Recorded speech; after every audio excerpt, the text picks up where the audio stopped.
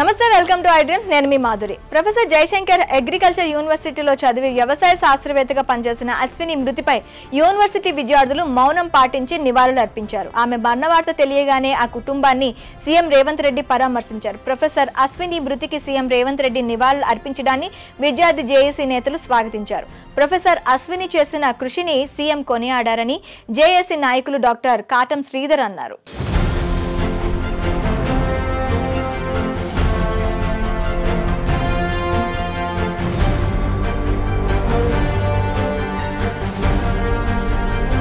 Professor Ashwini మృతిపై సహచర ఉద్యోగులు, విద్యార్థులు తీవ్ర ఆవేదనకు గురయ్యారు. ఆమెతో ఉన్న అనుబంధాన్ని పలువురు గుర్తు చేసుకున్నారు.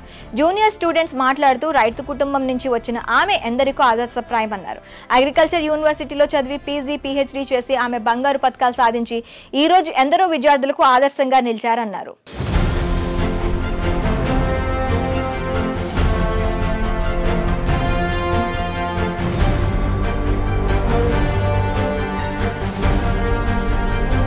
వ్యవసాయ రంగంలో శాస్త్రవేత్తగా రాణించాలనుకున్న వారికి ప్రొఫెసర్ అశ్విని ఆదర్శమని విద్యార్థులు అభిప్రాయపడ్డారు.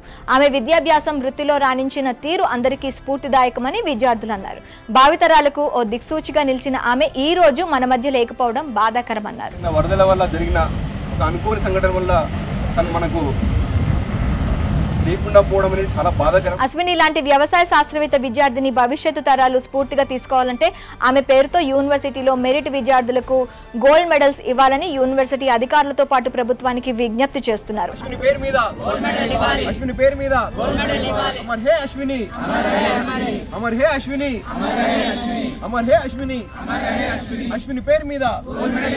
అలాగే తాను చదువుకున్న ఖమ్మం జిల్లా అశ్వరావుపేట అగ్రికల్చర్ కాలేజీలో ఏదైనా బిల్డింగ్ బ్లాక్ ఆమె పేరు పెట్టాలని కోరుతున్నారు. ప్రొఫెసర్ అశ్విని నివాళులు అర్పించిన కార్యక్రమంలో పలువురు పీహెచ్డీ స్కాలర్స్, విద్యార్థి నాయకులు పాల్గొన్నారు.